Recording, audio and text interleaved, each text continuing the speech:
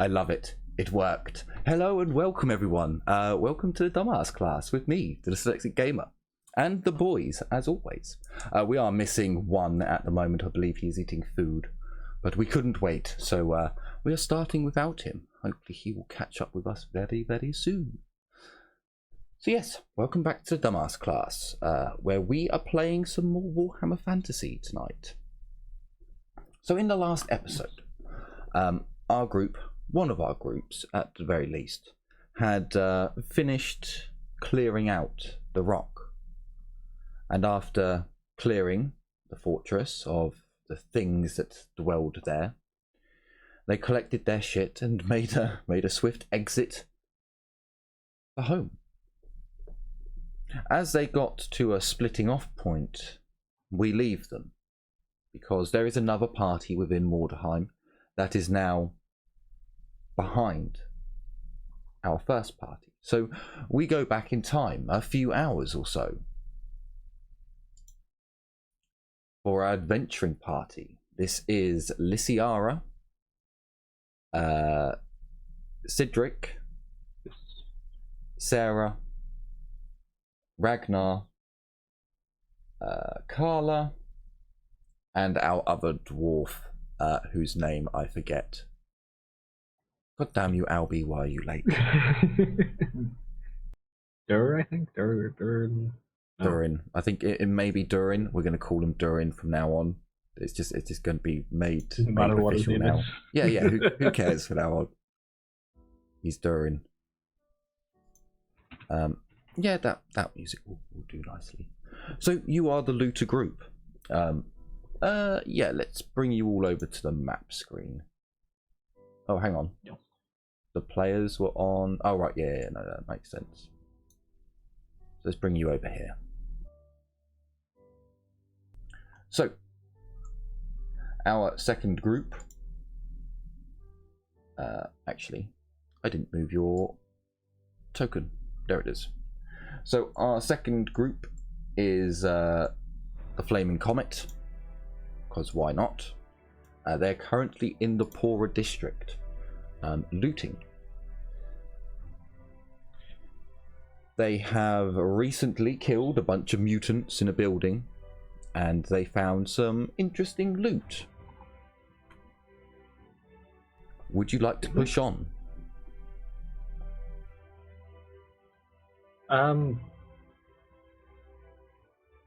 It is about. It is just before noon.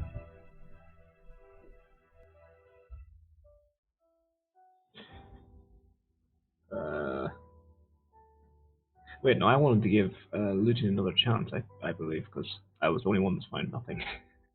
Give the NPCs find something. I'm sorry, what? I was the only person who didn't find anything. Yes, I believe so, in this area. Mm-hmm. Let me see. What do you think? Should I bother or hold off for now? Go for it if you want. Okay. Oh, do you mean you didn't roll to look for something No, I did. when you were last here? I did roll, got pretty bad, but I think you said at the end we could attempt next time again. I'm almost positive. If not, don't worry, that's fine. But I think I meant you could carry on looting, like you can go to other places and carry on looting, because you were only. That was taking my end. You were only, like your other group is leaving Mordheim at about 3:30. For you guys, it's now before 12. Mm-hmm. Okay, no, that's a mistake on my part. Never mind. I mean, if you want, you can search this area again, but searching an area twice will put negatives on because you have already searched this area. Although you do know it's safe. No, I think we should be fine. We should probably just carry on. More loot elsewhere, perhaps. Sure. Which way would you like to go?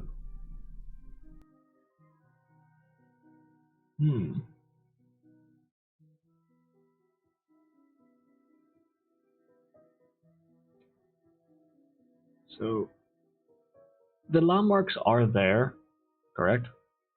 Like these actual things are. Some of them are there. Yeah. Yeah. Maybe we can go north.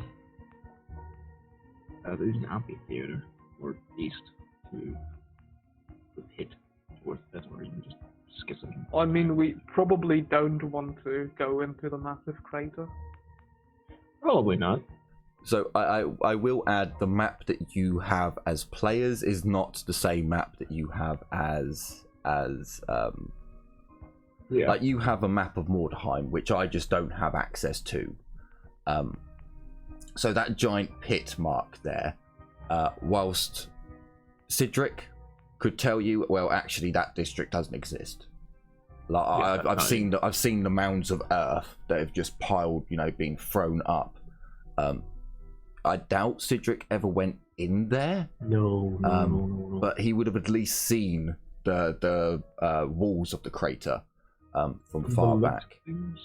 Yeah, the walls of the craters are almost as tall as some buildings, and it looks like a lot of the rubble just pours outwards. So yeah, you would be able to see that from down a road.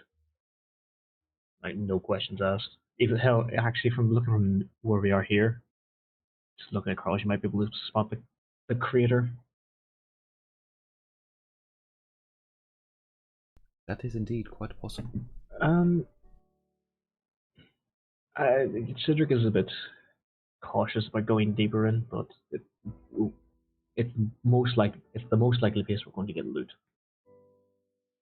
And he's currently got his freedom because, well, he needs to gather loot. So I would say go deeper in towards the amphitheater, but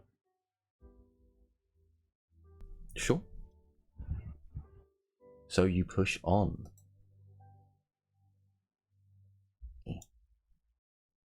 So, as you go further into Mordheim, you do indeed see the amphitheater walls. Although they are far from what they once were, being peppered with indents and craters. 1, 2, 3. Oh, I think I need to move you back a bit. Yeah, to there. Although peppered with craters, and it looks as if it's been through a siege. The buildings around it, the market stalls that would sell snacks and drinks, and before the parlours, before the shows, entertainment, this would have been an entertainment district. However, it has not done well in the cataclysm that hit Mordheim. Would you all like to give me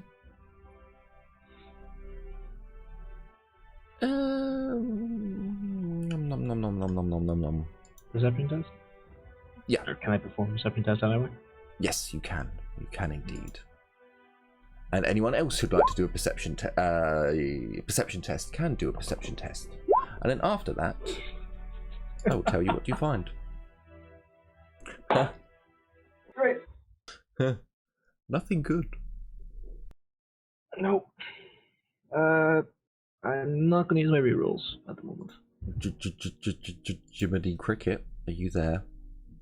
I think the Jim's AFK. Cat issues. Sadness. His pussy is causing him problems. Can I get a perception test, please? You can.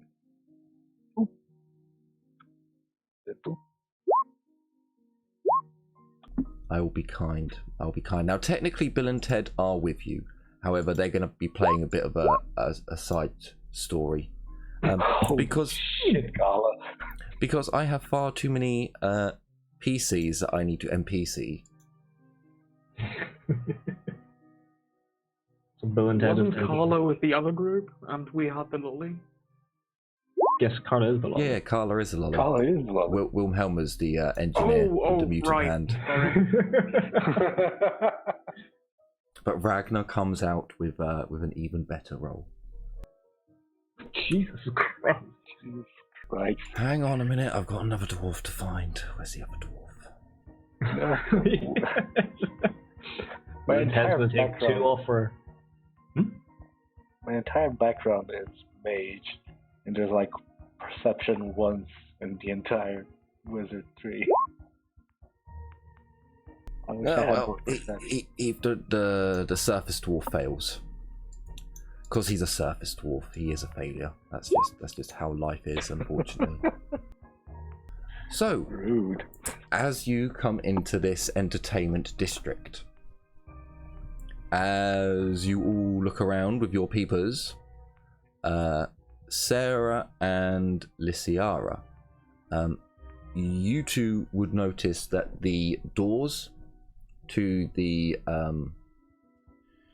word that I just said, and now I can't remember it, the theatre, we'll call it for now, is actually still standing, although it's burn marked, and some of the metal studs that were in the door have kind of melted and gone drippy.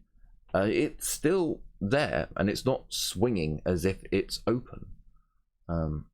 Whereas when you look around the rest of the place, there's a lot of stalls that have just been wiped out by something that's been thrown. You can only really see the debris that's left.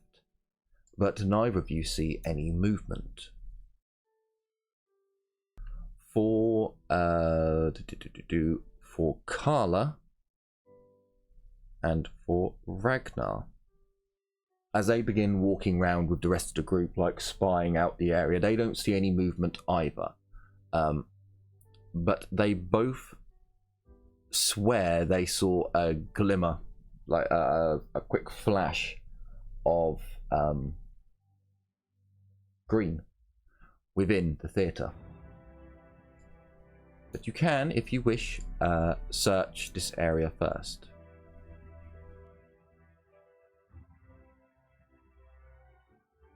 Well, this is the entertainment district. I was muted. I said I was going to do a magical stuff. Sorry. That's a bad roll. But my target is, acceptable. This whole area is highly magically energized. As you look around, everything is sparkling, crackling with this green, ominous energy. As you look down at the floor too is just sparking with minor crackles of this green energy. It looks as if this place was very close to something that blew up and covered it. But you do sense you do sense that there are larger magical emanations coming from inside the theatre. I'm just gonna look at the rest here. Oh, this entire place is glowing like the sun with magical activity, but the theater does look like it's more active than the rest of this place, so there may be something magical in there. Maybe a magic user, maybe an artifact, or maybe just weird stone. Weird stuff. Oh, yeah, that thing. I'm just gonna look at the group. Whatever you do, do not touch it with your hands. Yeah, don't do that. Alright then, shall we take a look out of here first, or shall we saunter our happy little asses in? I'm just gonna look at the group. We do go in. You all need to be ready because things may get really funky in there. A little bit of sneakiness will help. Yeah. Well, I expect you to give us a warning, Elf. I'm just gonna. Well, thing is, if there is a ward over there, no matter how sneaky you are, you might trigger it because you're not gonna see it. And if there is, let's say, a magical entity like an ethereal ghost or something in there, he may see you and you may not even though he was there. Ghosts are old wives' tales. They tell to scare the young'uns out of staying out of the graveyards and such. I'm gonna raise an eyebrow. Sure. Why don't you go in there then and check it? And if a ghost does appear, I'll tell you it's just your imagination. No, I've been around this place long enough to know that there's worse things out there than ghosts. Then don't spout shit.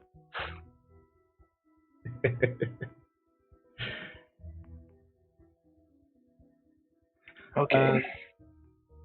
Also, hi, Albie. Hello, Albie. Hey, heard you. Yeah.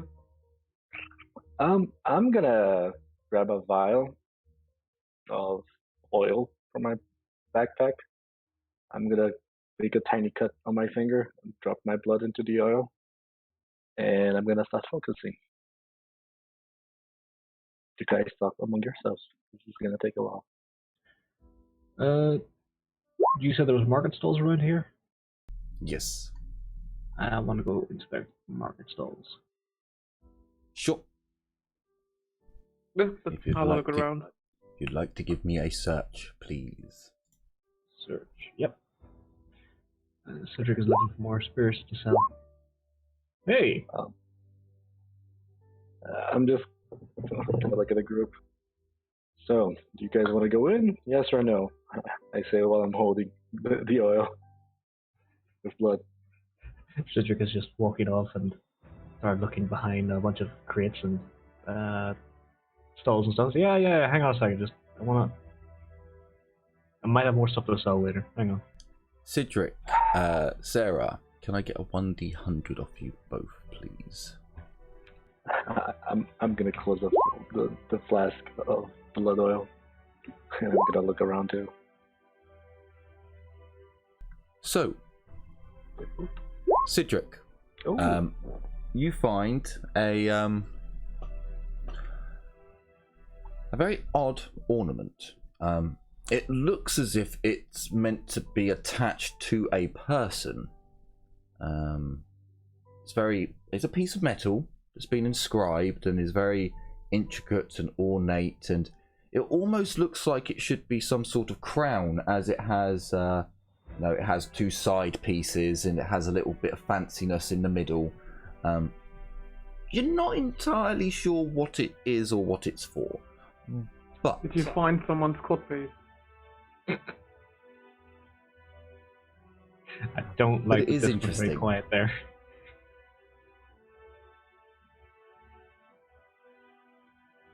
It is interesting, and it does look it does look valuable. Am I appraise it? You found it near some desecrated wooden statues that look like the goddess of fertility, but you're not quite sure. Can I evaluate? With loot group or with? You're with the Loot. loot group. Yes, you're with the loot group. It's just Albie. the right character. Albie, can you think of something that's really, really bad has happened to your current character's life? You don't have to tell me now.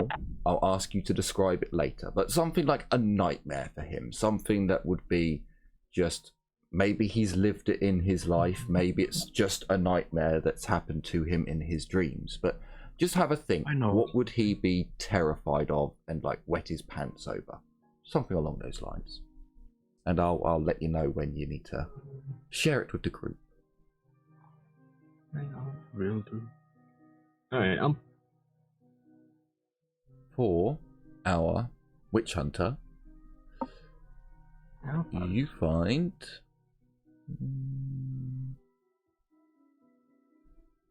Okay, can I get a 1d100, please? You find Another one. Yes, another one. You find a wooden box, but whilst it's not the greatest quality, it has got a decent carving on it. Again, kind of raunchy. You know, lots of boobs flying about in the carving. Bit odd. It's not locked, however. You expect it to be locked, but you lift it up, and as you open it, oh, How many times have you come across a medieval condom?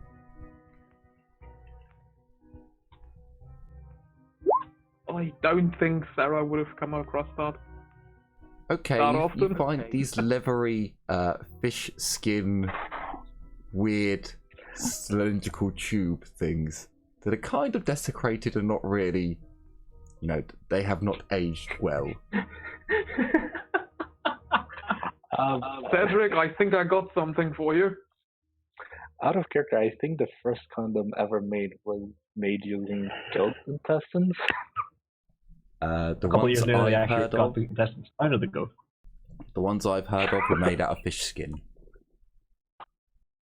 Fish skin. Fucking hell, Candy.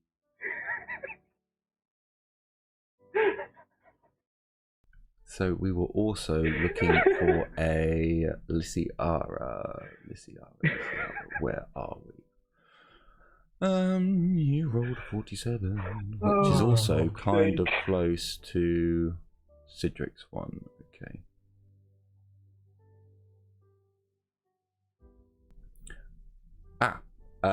Can I please get a 1d10 from you, Lysiara? Done? 4. Okay, so as everyone else is looking around and you see like Cedric holding up his weird metal ornament onto his face, and like trying to see like, what is this for? Where does it go? What's it? You decide, I'll go and have a look, and then you see, Sarah finding a quite a nicely carved box, holding it up and examining it. Oh, okay, so you speed up a little bit. You go over to a booth, basically, one that's still in half decent condition, and you start searching around. Unfortunately, it seems as if you have found a clothing stall. Obviously, all the stuff on the top is now long gone, but as you open up the cupboards underneath, you find some odd undergarments, shall we say. Some gussets and some pantaloons that are far too big for your average sized citizen, let alone a woman. Oh. Back of the group. Any of you guys know what the fuck this is? Human fashion is not really my thing. Too rich for my blood. Sorry? It looks like female clothing that is far too large to fit a normal female. Yes. Well, okay, that's fair. Looks like it might be made for a fat lady. Well, probably, but... Or... My man? It's the entertainment district. Most female roles in the medieval time in plays were played by men. And a lot of male roles were actually played by women. It was one time when gender swap was, or at least in Shakespeare's time, that was a major part of performance. So, wait, what is this thing I'm holding? Did you roll appraisal? Evaluate? Evaluate, rather. There you go. Very well, very good. Mm-hmm. You've seen a prostitute or two wear one of these before. Now that you're thinking about it. In fact, they may have told you about it once before. It's not really a thing a man would have, but it stops you from getting pregnant. It's a charm made. It's a magical charm made by the priestesses of Shalia, I think. I can't find the book now. I can't find it in the book now. If it's under equipment or tools. I'll look at it. Look at myself. Look at the elf. Move it down to your abdomen, and you're like, oh, yeah, it fits around there. It is a magical item, by the way. Just to... Okay. Anti-baby maker. I don't suppose I can roll my knowledge empire. ID what it is. It's an anti-baby charm. Yeah. I look at this, look at the elf and the witch hunter, and give it a wink as I put it in my bag.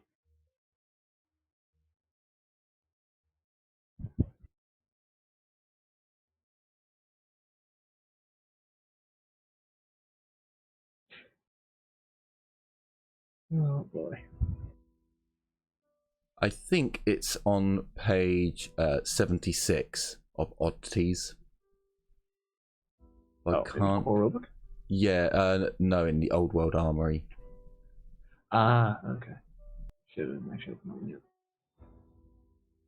On D&D. I knew someone was going to get it because I said that I would get it to someone in the last series, and I've been holding on to it for a while. No, it's not. Religious equipment? Nope. I'm sure it's around oddities. No, it's not religious paraphernalia. It's a thing that prostitutes have to stop them from getting up the duff. But it would fall under special equipment. Amulets and talismans. It's kind of a lucky charm. In a sense.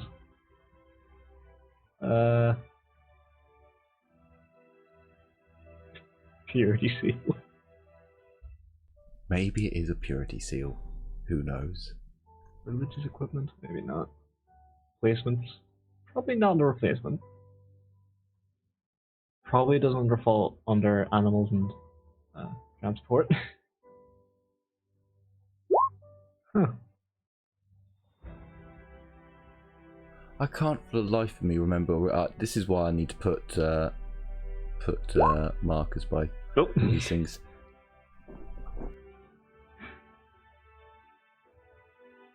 Jim, are you there? Can you remember this magical item? No. No, you don't remember it? Is it in Realms of Sorcery? Realm of Sorcery? No. Oh, it might be. No. Might be the other one, Tomb of Salvation. No. If it's enchanted by like a priest. It's either in the core rulebook or it's in the Old World Armory. It's the item that stops you from getting pregnant. Hold up, I vaguely remember something like that, but maybe it was under other goods in the. I'll have one more look and then I'll abandon this quest and we will carry on. I'm on Old World Armory. I'll be looking for you. Don't worry.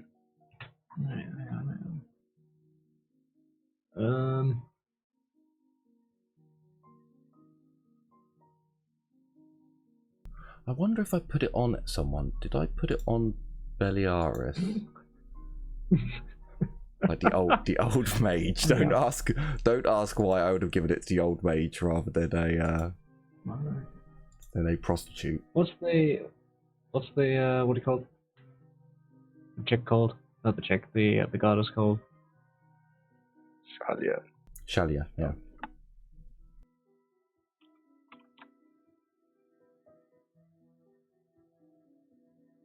A Maiden's Charm, that's the one it's called. The Maiden's Charm. When worn about the neck, does he have it again? a woman cannot conceive a child. Maiden's what again? Maiden's Charm. How much does it weigh? It's not enough to count as a actual weight. Where is it? Sorry. I have no idea where you would find that though. I found it on Belisarius's character sheet, the old mage from Siegfriedhof. Again, don't ask why the old mage has an item like this. It's not an Old World Armory. No. I'll check the appendices. Not Hayden Handmaid. It might be in Realms of Sorcery. That book has some magic artifacts. Magic Okay, item. rare. Let me have a look. Maybe it was under magical artifacts. 'Cause Ah, the yeah, mage does found have it. it. Maid's charm. That's what you want to In- mean?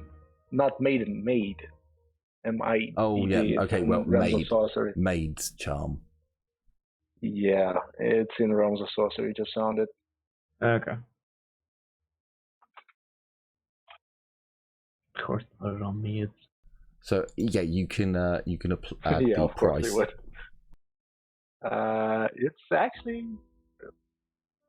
It's actually a magic item that the book specifically talks about. Yeah. Sorry, and it's not made by the. I must have got confused. It's not made by priestesses of. Raya. magical items. Magical items. 1, 2, 3. Yeah, it's made by Raya. Yeah, it's not made by The Jade Shalia. Order. So now you can bone as many birds as you want without having to, sow your wild Well, I've oats. got to take it off and put it back on like Hmm. multiple people, but Well, no, you just go. Here you go. You don't want a kid, do you? No. that's Well, here you worn go. around Put this the around neck. your neck. It's worn around the waist. Yeah, it's around the neck. Can I roll? Actually, yeah, it's like a choke collar. Even better.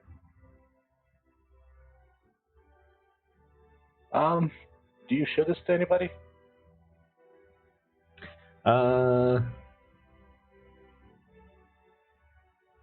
Yeah, I'm holding it in my hand and I'm looking at both of you two, like you and the witch hunter, or vampire hunter. So I'm gonna The two roll, females. because I don't know if I'm gonna know this, but I'm gonna roll. No, you and Tiffany don't need it, Jim.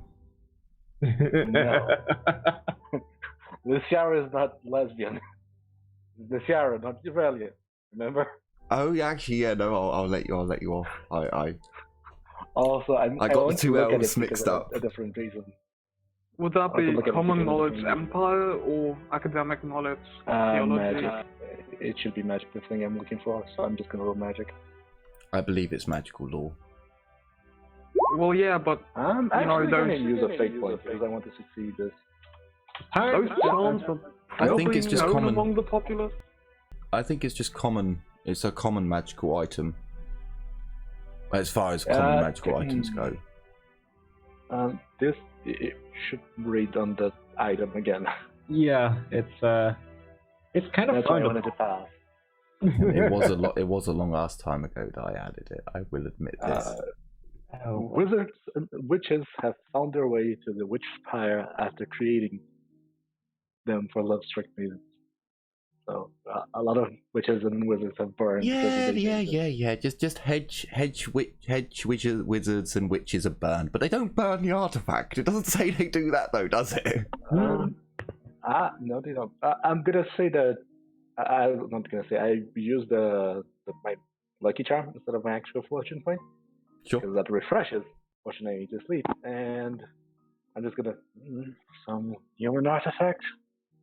Is it magically reactive? I wonder. I'm gonna roll magic sense.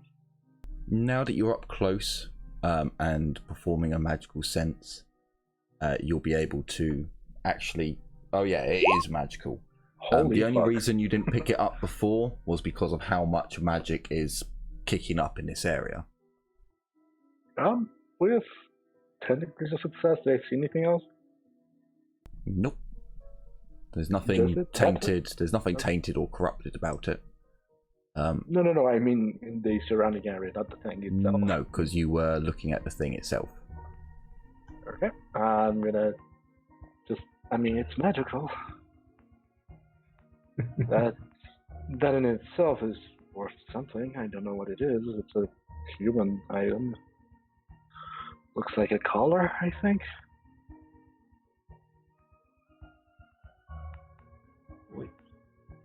Yeah, something like that. I'm just gonna raise an eyebrow. Do you know what it is, Cedric? I evaluated it. I do know what it is, don't I? Kinda. Yes. Yes. Okay. Yeah. I do. Then what is it? You know all those little short people running around? Not halflings. You mean dwarves? No, not even dwarves. Kids. Yeah, you put this on when you don't want them. You're not with the other dwarf. I'm gonna raise an eyebrow. Out of character. I'm Alright. gonna raise an eyebrow and say that's a. I'll show you later. I'm putting it in my bag. I'm just gonna. So that's meant for women to not bear children, is what you mean? Why didn't you just say that? I think I heard about those. Also, no, you will not be showing that to me, Sigrid. If you go feel anywhere like near the there tower, I will burn you. I feel like there are easier ways to do that. It's not a visual lesson. It's more of a practical one. I don't want to see your little thing anywhere near me, Sigrid. Yes, she does. Yes, she Did you does. say- Show her it. Show her it. Did you just say I want to see? Um, or I don't want to I see? Hang on. Hang on. Okay. Hang on. Because Who said that?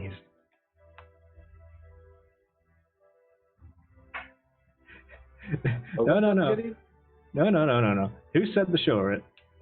I'm looking at the dwarf, looking at the elf, looking at the noble lady. Roll That me was right. a perception test, please.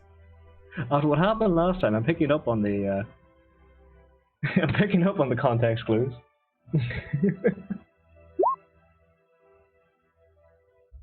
Siegfried, no one else seems to notice the sound except from one person, and it's coming from the direction of that person.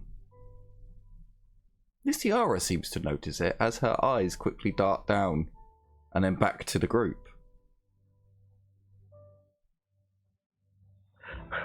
I actually thought that was out of character. What the fuck did I just hear? What am I looking at?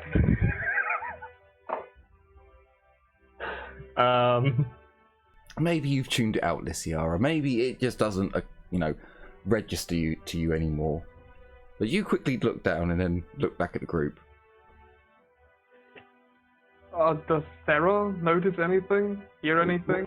What was that? I think you have to be a little bit crazy like Siegfried. Well, I'm working on that, but she does have 6th sense. I mean, I have literally no insanity points with Luciara, so if it's something that only crazy people can see, then I don't see. Well, you do hear it. Can I use a perception check or a magical check then? I mean, you know where it is. You've heard it before. Oh shit! I know. Sorry, I know exactly what it is. Fuck. Sorry. What the hell is it then? What is?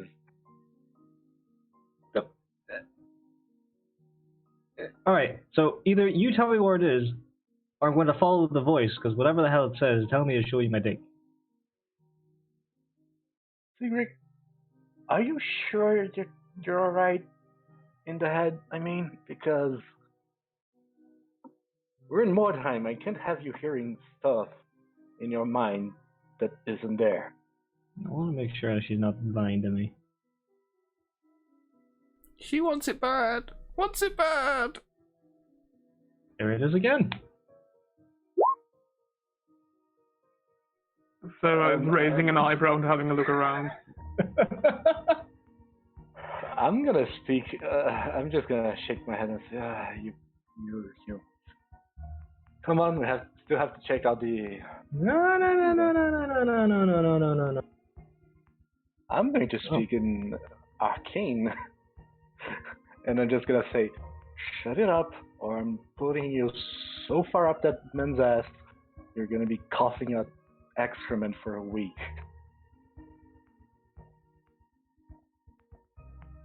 Good boy.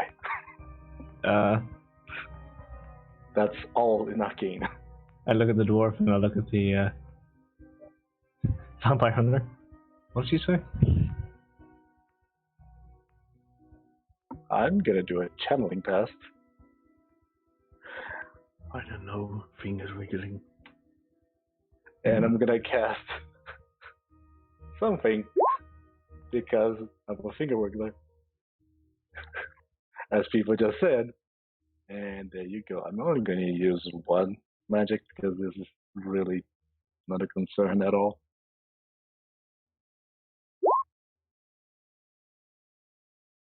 Okay, there you go. I'm gonna shoot a glowing light. I'm gonna throw the glowing light into the theater. Oh, right. Okay, so you throw a light and it shoots off into the theatre through one of the broken windows. You all see Oh, people shit, actually, standing that in is there. correct. Actually, you let us go, you throw it, and it just goes out. This is the wrong spell. I should have casted Marshlight. It looked so nice, you know. You picked it up, it started to glow in your hand, and you tried to throw it, and it just. It's because the one I wanted to cast was this one. Sorry. So, was that intended? No, that was the wrong spell. I see it, didn't you? So you summon another light and throw it. It goes through a window. You see the outlines and shadows of people standing there. Wait, there are people inside?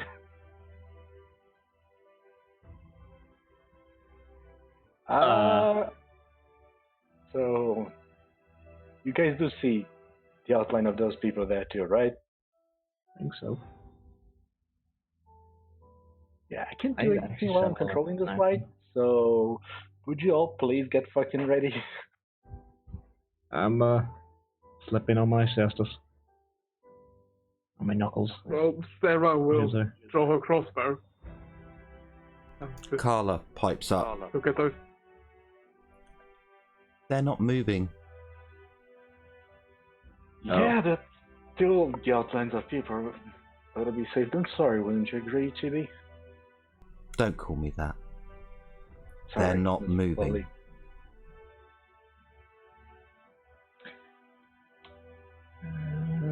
Right. Okay. I'm gonna approach quietly. Wait. Hold up a minute. Is that a... Are those... mannequins?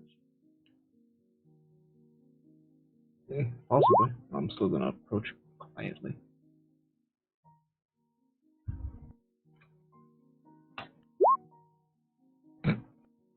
They're not moving because they're not alive.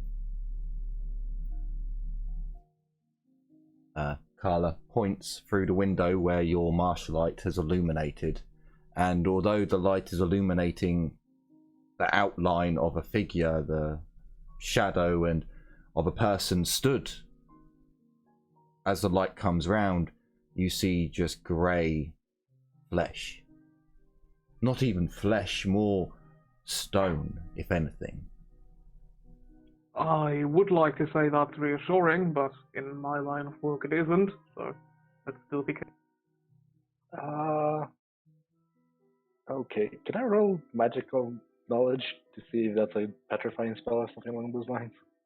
It's corpses. Corpses grey after they die. Yeah, but shouldn't they have been decomposed by now instead of looking like stone? It's Mordheim. You'll never know. Clap the Precisely NHS, when- people. Clap the NHS. I'm still gonna roll academic knowledge, Sure. just in case. Because if this is a spell, I would like to know.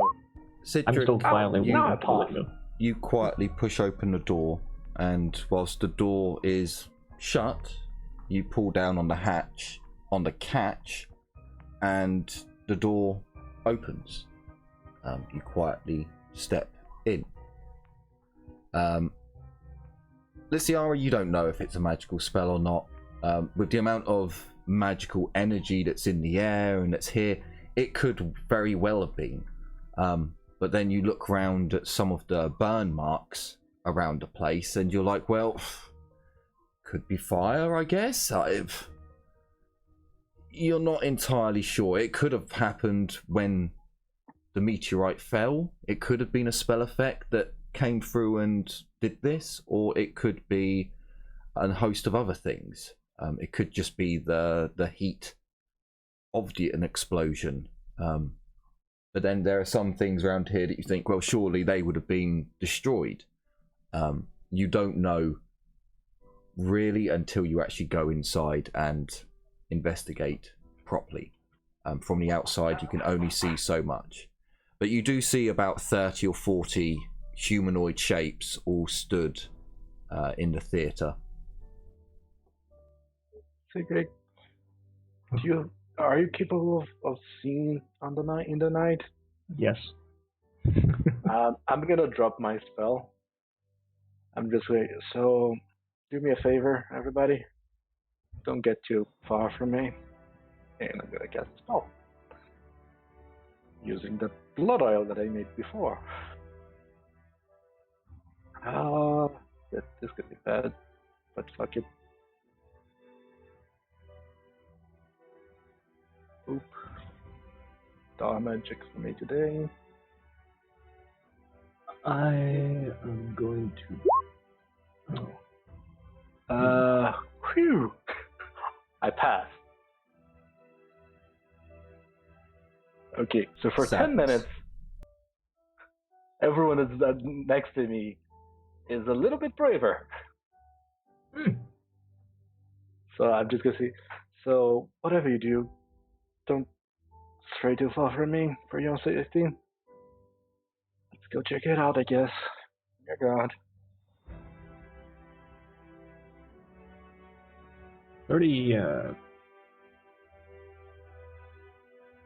think we've been treating meters or yards to meters, so 30 meters is quite a distance.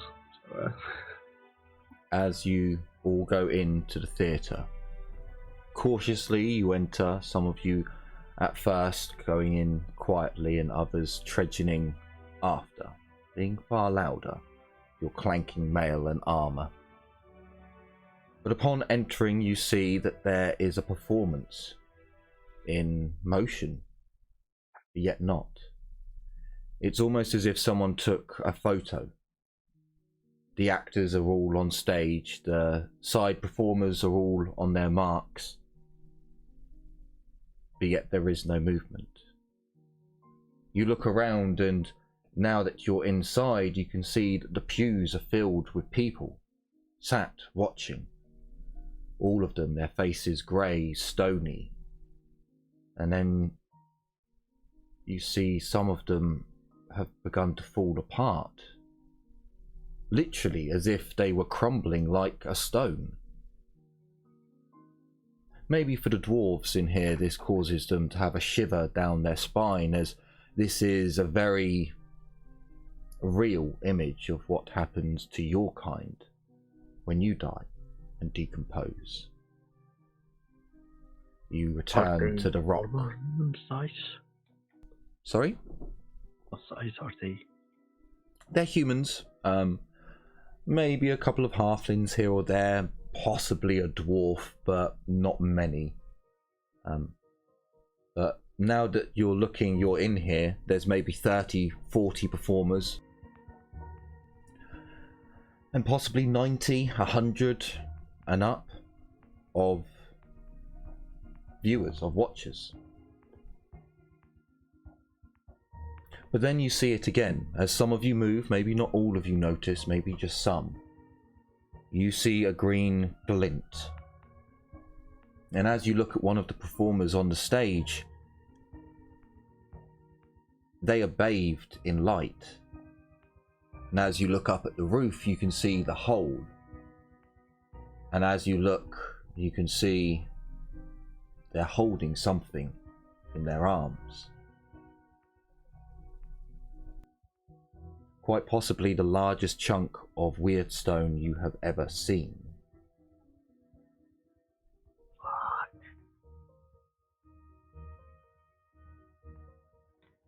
And as you all see it, there is a flash of green. Oh, fuck. You all see for just the merest second before Carla shouts out a warning. An imp. A being of chaos. You have no idea what his alliance is, who he is beholden to, but you see for just a moment he stands upon the green stone and smiles as he stamps his little foot upon this cluster of weird stone. As Carla's warning cries out, the actor holding this cluster breaks, and weird stone plummets to the floor. There is a flash, heat, cold, and a stinging sensation. For our dwarves, our witch hunter, and all those who are not magically aligned, you fall unconscious. There are no saves, there are no rolls. But for two of our characters, after the blinding flash of light, Lysiara, you are still standing next to Carla. Who?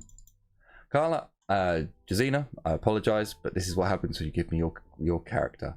Carla, who is just with blue eyes. I couldn't find one with blue eyes. She is stood there with her grimoire, holding it in front of her, shaking. Her whole body trembles as you can see sparks of magical power coming off of her, Lysiara. Oh shit. As you quickly get a grasp of the situation, you can see that Sigrid, Sarah, Ragnar, and our other dwarf, who I can't say his name, the nameless one, Brundon, all unconscious. Ah, shit.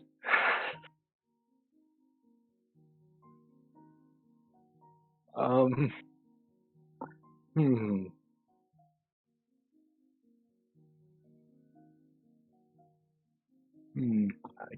just gonna ready myself with a spell. Can I do that? So as you've taken a moment to get a grasp of the situation, Carla turns round, looks at you, and you need to wake them up. It's a trance. I can hold it back for now, but you must wake them. There seems to be real effort and strain coming from the young mage, as she seems to be holding back the spell's effect.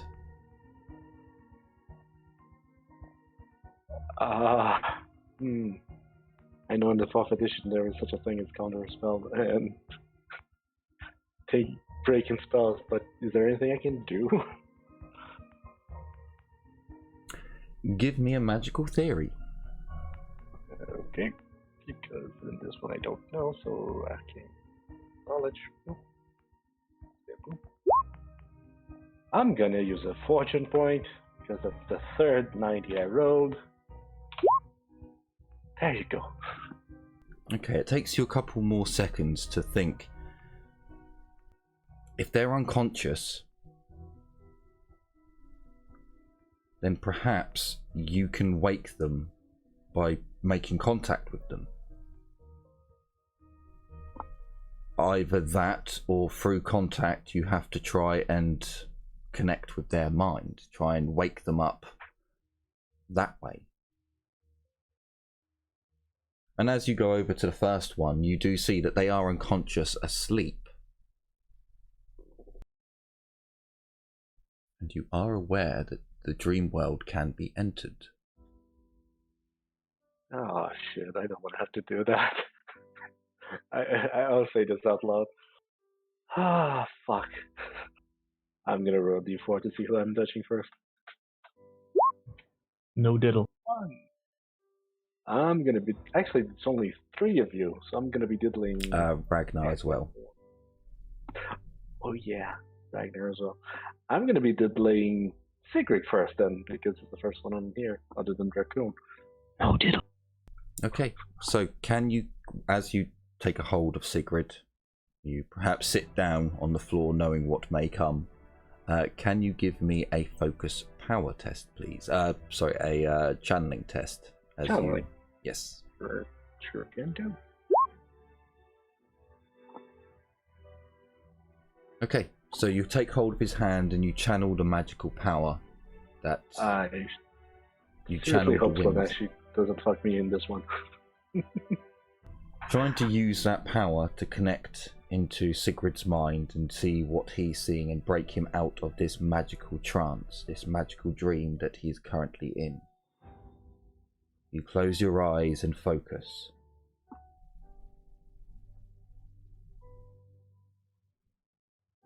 And with a gasp of air, inhalation, Sigrid, what are you going through right now? What is the memory, dream, or nightmare that you are currently reliving? If it is a proper nightmare, is it a proper nightmare or is it a dream? Because if it's a nightmare, I can weave this into the different. It's a nightmare or a nightmare is for something. If you've never had anything bad happen in your life, it's a nightmare because that can be anything fanciful. Mm-hmm. If you've had something bad happen in your life, then maybe you're re-dreaming it. I So can therefore it's see a dream. the bad moments being formed into one big bad nightmare.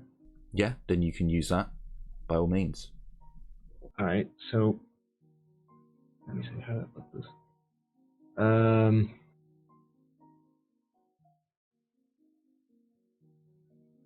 It would begin with Cedric finding a trinket.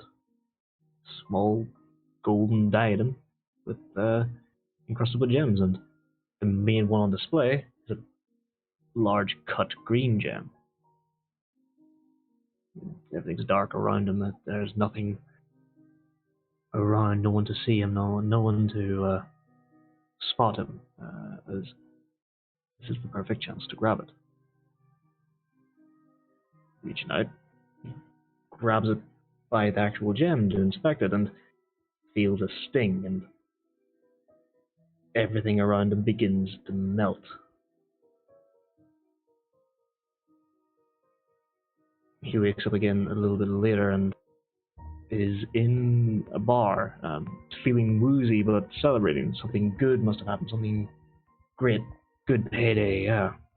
And as he begins downing a drink, something stirs in his stomach, and looking around in the bar, everyone appears to be staring at him. Just watching him, something's wrong. As he vomits right onto the table, burning a massive hole into the table. Everyone's shocked, surprised, and screaming, "Mutant! Cedric's a mutant, Cedric's a mutant, he's a lying bastard." And people rushing over to attack and doing what everyone else does when they see a mutant's got in amongst them. Everyone's rushing to attack, but Cedric can't stop vomiting.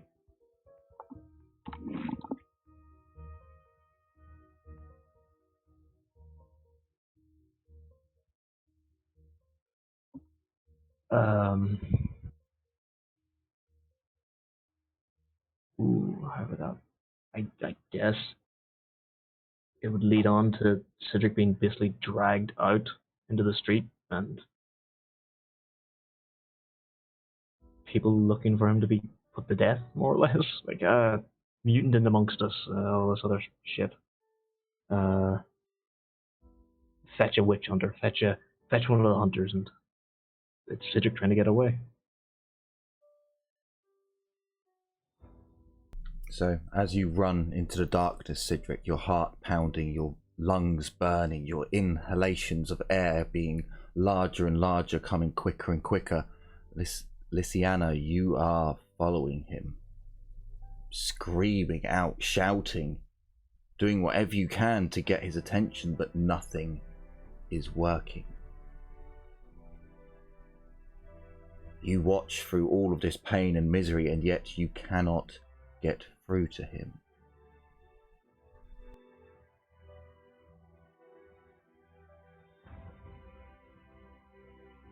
Give me a magical sense, please. Thing.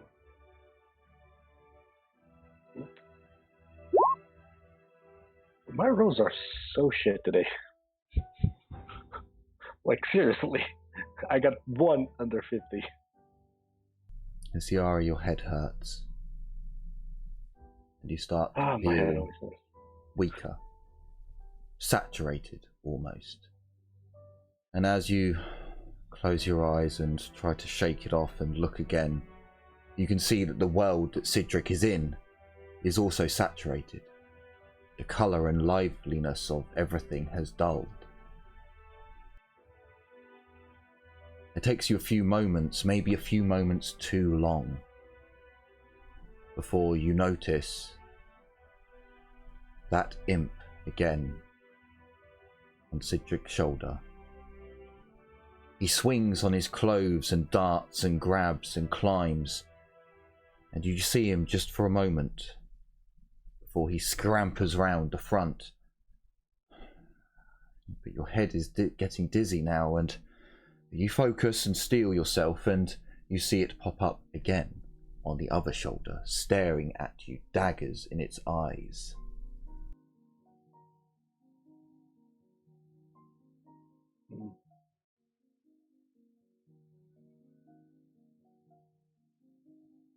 I don't think I can target him.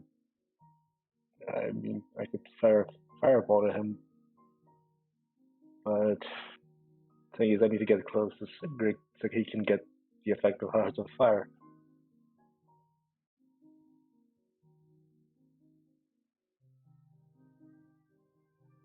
Actually, can I do something complete? Yeah, I'm actually gonna cast something in front of Cedric because it's gonna be something so insane that I'll force him to stop.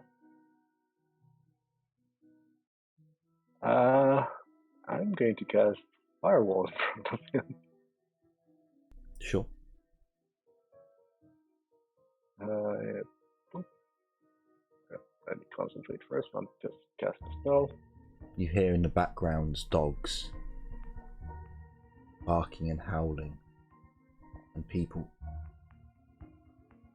The mob is getting closer. I need to make him stop so I can grab him and just fucking punch the. He's at. You're running next to him. You can try to grab him, but he takes no notice of you. Can I touch him physically, or yes. This is the dream, but can I hold him while I'm touching him? You cannot stop him.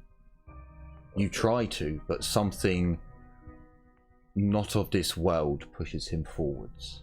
Like his strength, he should not be that strong, but he rips off you, running forwards, panting like a wild beast as the dogs close in. Out of Secret then, since I'm next to him, can I grab the imp? You want to try and grab the imp? Sure. Give me a weapon skill. Give me a weapon skill check with a -20. Okay. Sorry, 30. He's puny. This is not gonna work. Because the thing I wanted to do is actually just touch the imp with a spell, but okay. Well, it's darting around Crasp. It's basically rock climbing on him and swinging and like a monkey and climbing up peaks like a mountain goat. You know, it's doing things that it shouldn't be able to do across his body. Okay, I apologize in advance, Sigrid, because -30 is going to be very bad for me. My target is 17. Oh, great. Holy fuck! Ooh! But Nuffle demands it. As you look at this beady little creature, as you look into the eyes as you look into its beady little eyes, the daggers pointing directly at you, you come up with your other hand, your offhand, and make out as if you're going to grab it from the side. It sees this and thinks it's outsmarted you as it darts forwards, charging across Cedric's, across the back of his shoulders. You snatch the creature up, holding it in your hands. What would you like to do? It squeals and bites on your hand and spits at you. I want to cast a spell on him. I'm gonna breathe fire into its face. So I can't do this while channeling, but I'm gonna use everything that I have.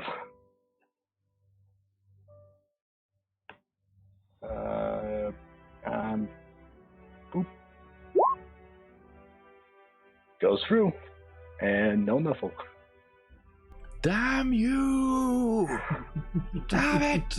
Why no Nuffle? Nuffle, come on! So, god damn it. So as you hold the creature in your hand, it bites and squirms and squeals. You raise up your other hand, saying the magical words and doing the incantations with your fingers, and a dart flies. Oh no, sorry, you breathe fire and yet it's hit it multiple times? Is that right? Damage attack 4. I think so. I'm basically breathing fire like a demon. No, so it hits a single target 4 times. No, damage 4 is it's No, because it's rolled it for 4 times. 1d10 plus 4. Oh, it's a cone attack. It is a cone attack, yeah. Okay, so then shouldn't it only be the top one? And Yeah, so everyone it in the should be cone damage. is hit for the top damage? Damage 4. Successful willpower test. They reduce to 4 damage 4. Hit of the damage 8. Successful willpower test, reduce damage. Do damage for attack. I don't know if damage for attack means it's 4 times. I don't know. No, damage 4 means 1d10 plus 4 damage. No, Damage the eight spell means- damage. The spell damage is 8. Yeah. No, Yeah, then if it's the target, 1d10 plus 8. the target can make a willpower test to reduce it to 1d10 plus 4. Yeah, so it's one. yeah. Yeah, so it shouldn't be 4 attack rolls. It's 1 attack roll that hits everyone in the cone at 1d10 plus 8. But on a successful willpower, it drops by 4. So we'll use the top one. We don't need to use any more. As you hold it and blow fire in its face, it begins to melt. As your fire stops, its head is still alight and ablaze. As it explodes, just pops. As it pops, give me a willpower test, please. As it feels as if your soul is ripped from your body. Me or Sigrid? You. Okay. This is not a fear test, right? No, it's not fear test. Okay. And boop. I think You I'm good. succeed. As you're ripped out of the dream, as the imp is destroyed, it ends, cracking and breaking. You were pulled into darkness as you almost watch a screen, a picture of Siegfried in the darkness, just the back of him running for his life. It cracks and breaks. You come back to the real world, awake, still in your position but sweating profusely. And yet you feel tired, exhausted. Have your robes lost colour?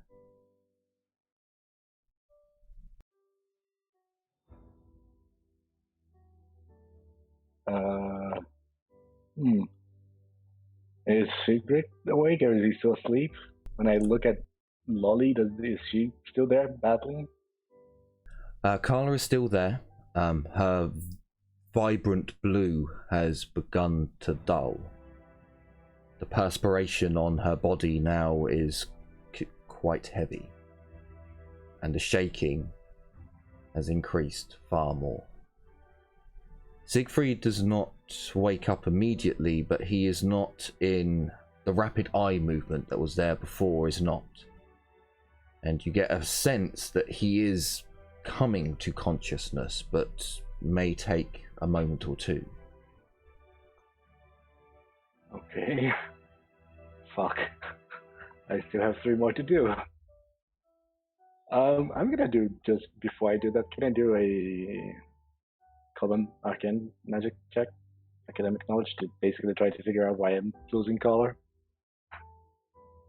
Or will this be an Sure. intelligence check? If you think you've got time, you can go ahead and. Ah, shit. Because I'm afraid I also fell asleep. Can I do an intelligence check instead? Again, sure. If you think you've got time to. Fuck, I have to do this, even though I'm, because I have to logic this shit up. I pass. Am I dreaming too? Because I saw the call or fade from Sigrid's dream, so I think that the imp is actually playing trick with me.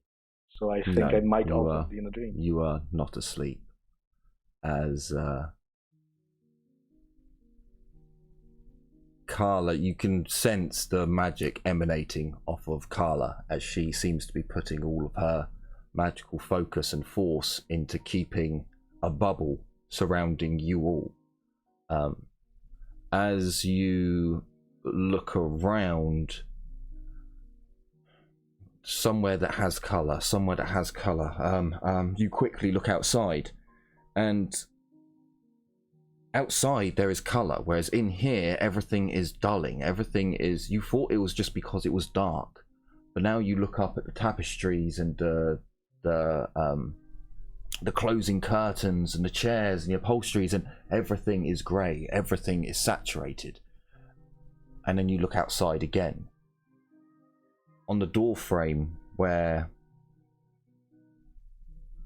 you have opened the door, you can see that the wood is slowly turning grey on the outside. The magical effect that seems to have taken place seems to be doing it. Seems to be the culprit.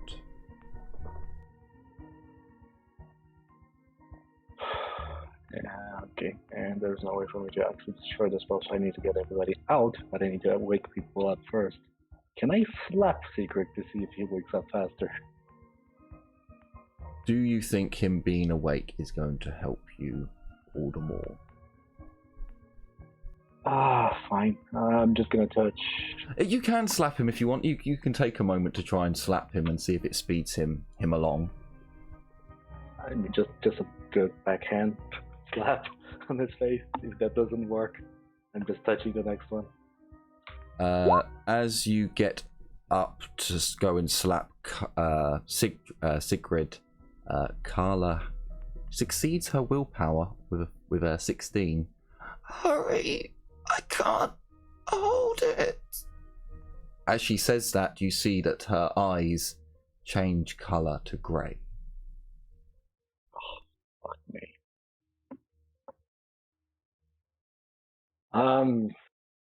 Okay, I rolled the 1, and I'm just gonna touch Sarah. Try to do the same for her that I did for Sigrid. Okay, give me a channeling test, please, as you hold her hand.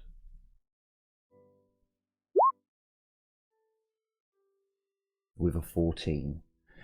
Almost as if the first time was for practice and now you've become accustomed to it. Taking her hand and going into a meditative state. This time feels a lot easier. It doesn't seem as if it takes as much out of you. You open your eyes and... Ceres, what does she see? You would see a younger version of Sarah, 15, maybe 16, stepping out of a carriage, and the air is just knocked out of her lungs by what she sees. Almost immediately she begins to cry, and around her you see rubble still smoldering, and she steps through it, and she seems to be looking for something and calling out names, but nobody seems to answer. Behind her is an older woman that seems to talk to her, but she doesn't really react to it. And she keeps going through the rubble, looking for something or someone, until she stops as she spots the corpse, just laying still, warm in a puddle of his own blood. And it takes her a moment, but then she just breaks down, hugging the corpse, just seeming completely lost.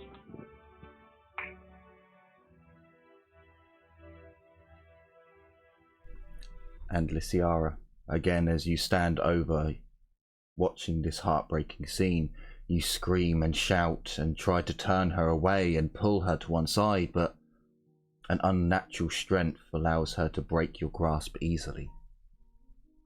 But this time you remember what happened. You need to find that imp. You start looking on the body, but you don't see it.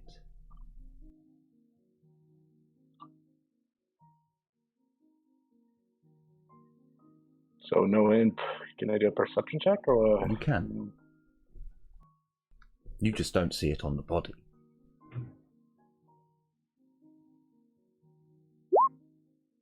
Pass. So it takes you longer than you would have hoped as you look round this ruin. As you hear the sounds of a young woman crying, calling out. You search and you search and you look around her. It should be round her. It was around Siegfried. Why is it not here? Where is it? It's a fucker in me. And then you remember the second person you saw. You turn round and see the woman standing there, humbly and quiet, just calling out.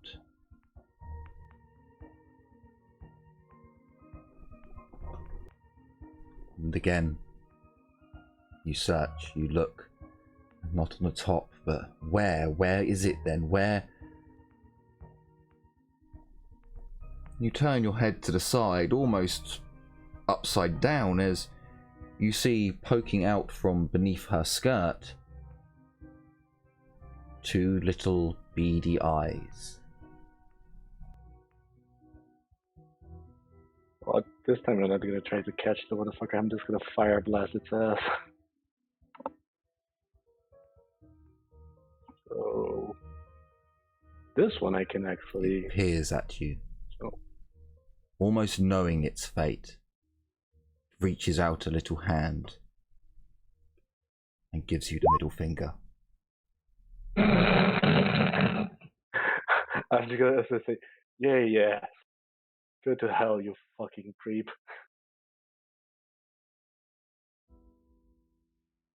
Boop. This is actually 4 hits. And again, make your lady luck. Firebomb the young woman. Ah, fuck it, so long as it kills the fucker too. No, she's throwing fireballs at my mother. Almost. Not your mother. Lysiara, you weren't entirely sure the effect it would have. You only knew that you needed to kill it, but now you know your spells have no effect on this world. However, the things that should not be here seem all too well affected. As your firebolt strikes the skirt shows no effect, but the beady little eyes and tiny little hand and middle finger of the creature burst into flames. It drops from its hanging point and falls on the floor, twitching. It rolls onto its belly and with the last of its energy flips you off one more time before its head just explodes.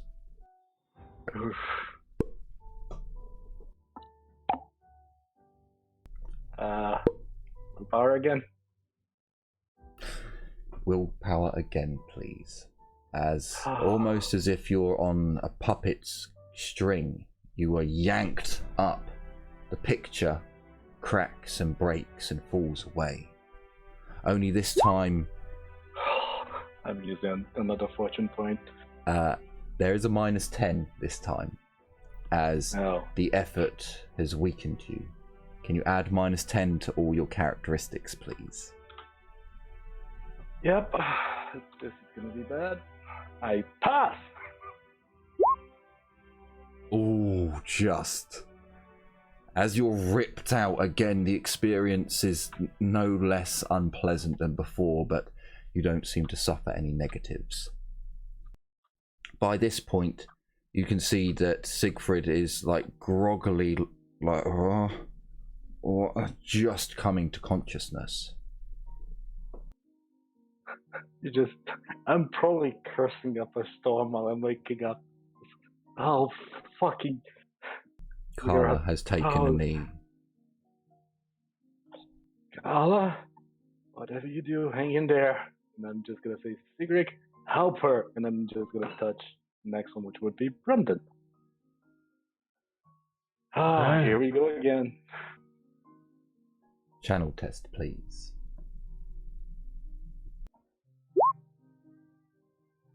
Still got it. At least channeling.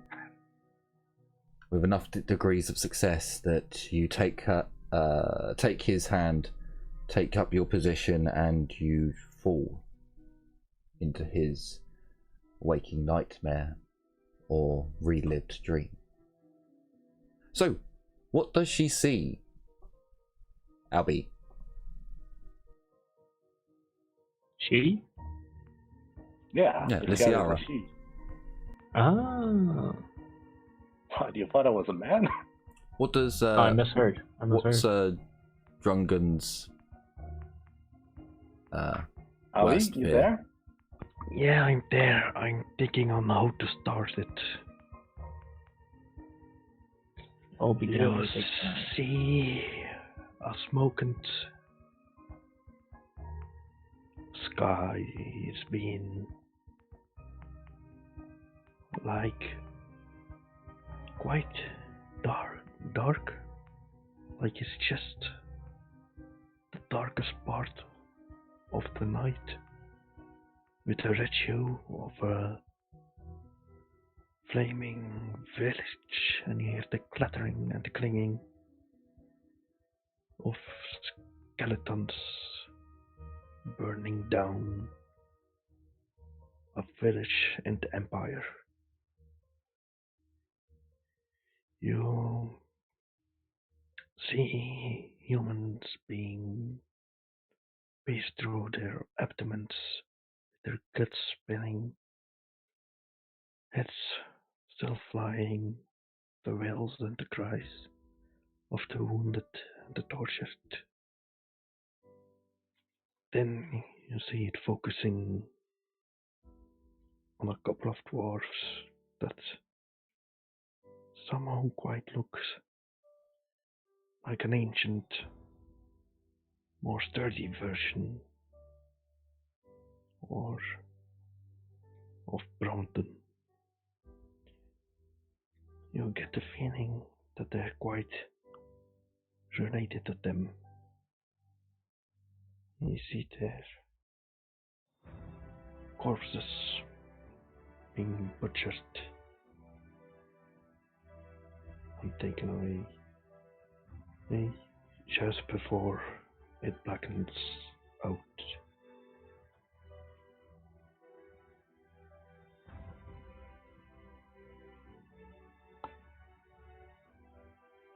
Okay. So, as the screams of the citizens being tortured and dying echoes all around you, the floor is slick with blood. You see a group of dwarves fighting what appears to be the undead.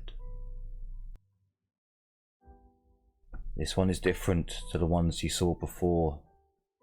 You scan around where there's so much to see, like, where could it have been?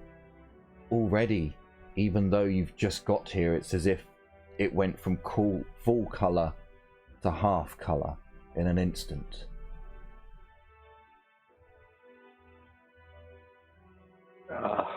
Perception again. Oh, you son of a... You look and look. Just where is it?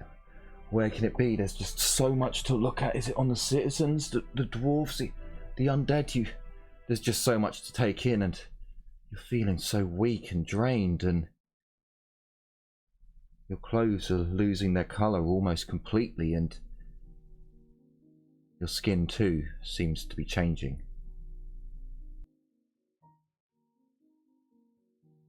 You may roll again.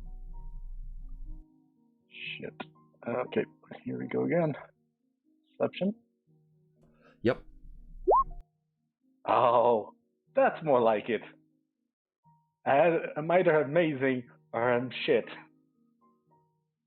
You start to panic. You start to fret. Just where can it be? I'm losing my strength. I've got so many to do. And you close your eyes and take a deep breath and need to stop. Need to focus. You open your eyes and it's almost as if your body knew, your unconscious mind knew, but you were too flustered to see. In the blood, the gore, the entrails, you see an imp showering in blood.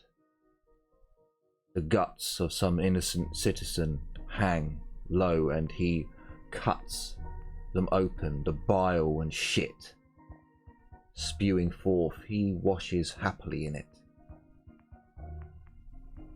Okay. As you see him, he has got his back to you, but with a shiver down his little spine, he looks round, sees you, and bends over, begins to finger his anus. Oh, no. No, stop it. You deserve to burn. Holy fuck. Go away.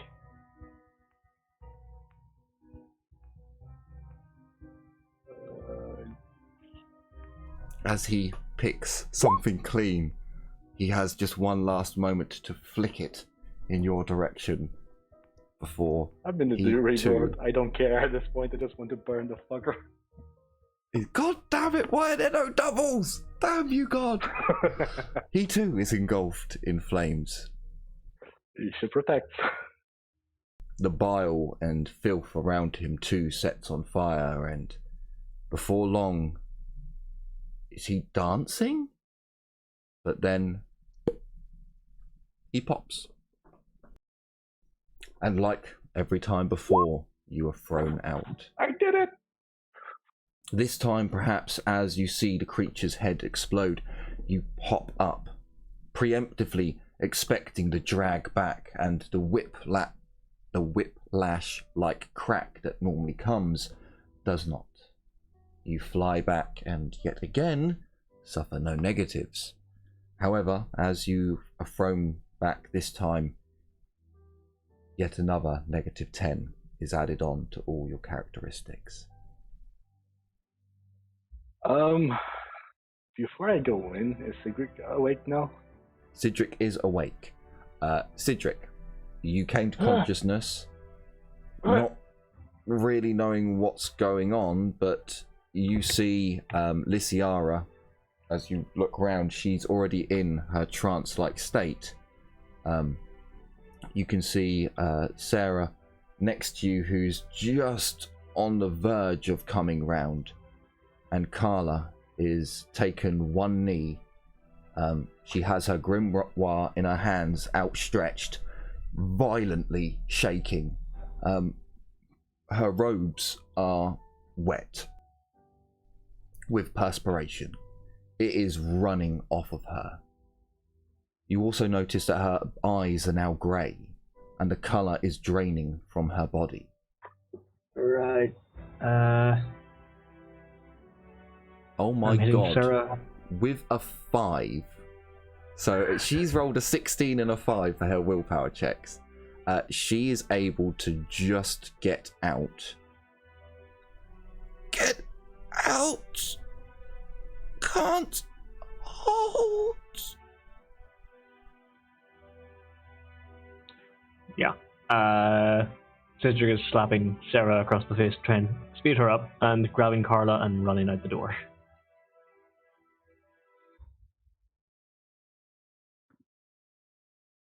Ah. Hmm. Are we leaving Ragnar behind? Yeah, I I'm wouldn't. taking her out. Right. I'm taking her out first. The thing is, she's the one that is stopping the spell from actually. Oh no! fucking us So over. you I can't. don't know that. You okay? So Sigrid, if you try and grab hold of Carla, you can't touch her. As you go to grab her, your hands are thrown back violently with a crack of, I believe it's blue energy for her. For Celestial? Yeah. You take 3 damage as your hands are cracked backwards with like a lightning, a thunder-like sound. All right. What about the warp stone? Is it still the shit? Is it still on the stage? Shattered into pieces. It's obliterated. Right. No sign of the imp? No. Okay. I'll try and grab who I can and drag them out. Sure. So you grab hold of Sarah and drag her out. And I have 2 hands. I can drag you. Well, she can probably walk by now, so maybe I can drag someone as well. You both help grab the dwarf because he's bring the dwarf out because he's carrying horse's braiding, which is very heavy. Yeah, he's a bit hefty. For fuck's sake, Wolf. So Lysiara, as you grab hold of Ragnar's hand, can I have a channeling test? Oh boy. Channeling. Succeed, but it's getting harder. You take his hand and it takes you a moment, and the pain in your head is getting worse. And you are violently shoved into his dream.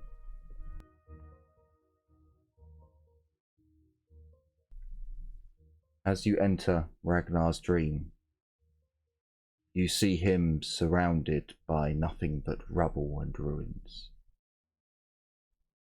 You see him at what should be a tomb to a dwarven Karak for a clan.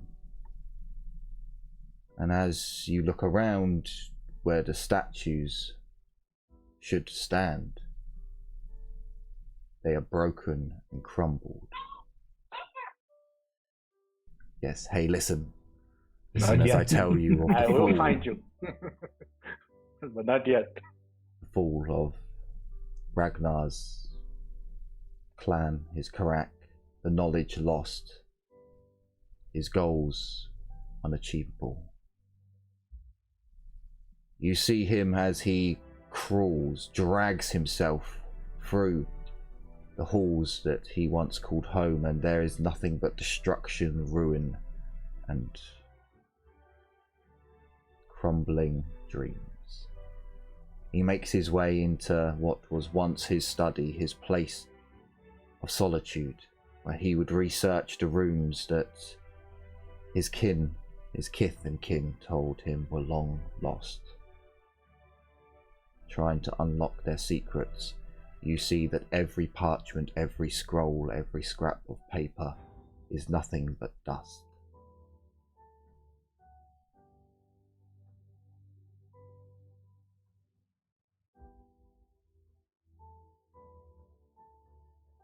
Hey, trying to find a bloody imp. This time you've passed more ground than ever before. You have gone through the halls of a dwarven clan. This may be the last one, but it may also be the most difficult. Give me a perception test. Yes! Where is that little fucker? You gather yourself and think, well, they're not always on the person in question, they're not always around, but and you go back to the tomb. And as you look around, you can see that there is indeed an imp sat on half the remains of what was once a dwarf. It kicks the sides and chips off more and more and breaks the remains, desecrating them even further.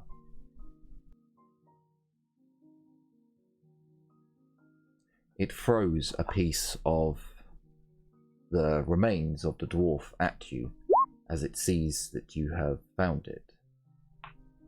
But then it does a little dance, a little jig.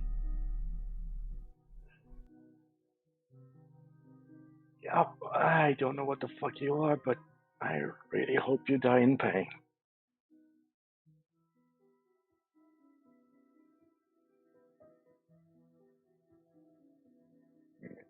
Boop.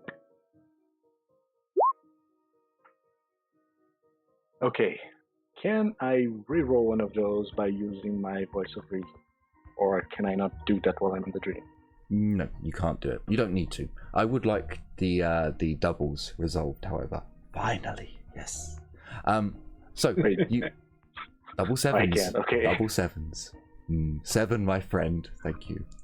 Of course it's 7. God, fucking. Of course it was going to be 77 on fucking Ragnar's dream. You strike it, and it goes up in flames. But it dances all the same. It giggles and it laughs. I've got you now. The image begins to crack and break and fall apart, but this time, Nisiara, you see the cracks and the blackness are in your vision. You hop, anticipating the pull, but it does not come.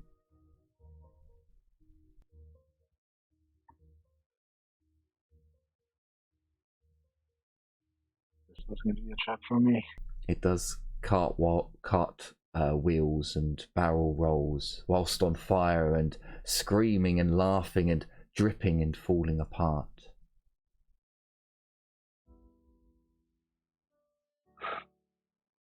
Hmm.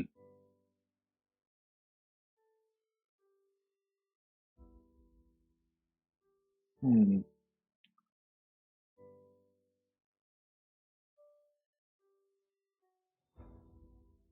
Can I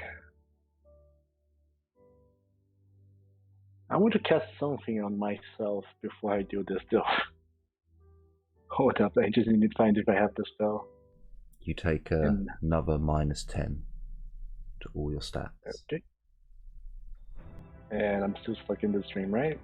As you see in the very corners of your darkening vision, your hair is now lost its red.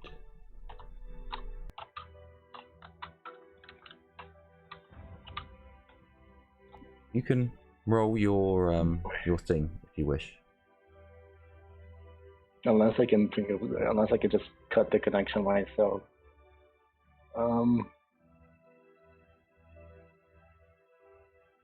Just one thing, my spells doesn't work on me, right? In the dreams, the spell doesn't actually hurt anybody, right? It doesn't affect the things in the dream. It only affects things that are not meant to be there. So as far as you know, like, your spells have no effect. Like, if you had cast that wall of fire in front of Casper, he would have ran straight through it. And I would have had to ask you, like, if he runs through it, would he have taken damage? Because the imp would have taken damage if it had passed through it. But it would have had no effect on Casper himself. Yeah, it would have taken damage. Yes. So him running through it, the imp would have set ablaze, but Casper would have had no effect. That same with the woman's skirt. You're not sure at the moment. You're not sure why you're not being pulled out of this dream. Can I roll anything? I mean, I'm pretty sure that I woken everybody up, but since I got so weak, I actually fell into a dream too. Do us on the outside actually see Ragnar beginning to wake?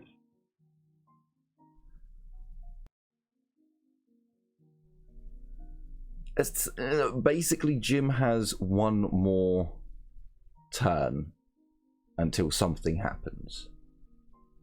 I'm going to set myself on fire.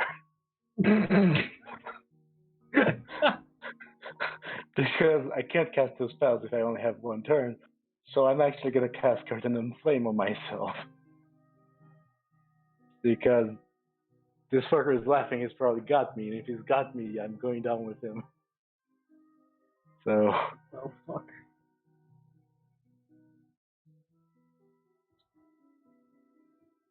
Let us see what you got, you little shit.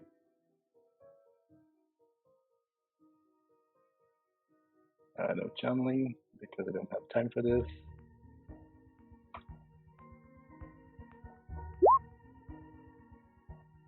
No doubles, and I set a wall of fire on me. As you close your eyes and cast a spell, you open them, and your vision is of flame. The imp still dances, now just a skeleton of its former self. But you do not wake. Shit. For those of you outside, you see Ragnar's eyes stop moving. He coughs and splutters and begins to make the noises of someone regaining consciousness. It's at this point that Carla falls to both knees. Her grimoire begins to smoke.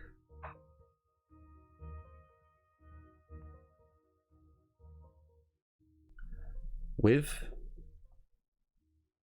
a failed turn, actually, she got a 70 and an 86 with a fortune roll. She had to wait another turn, and then she got an 11.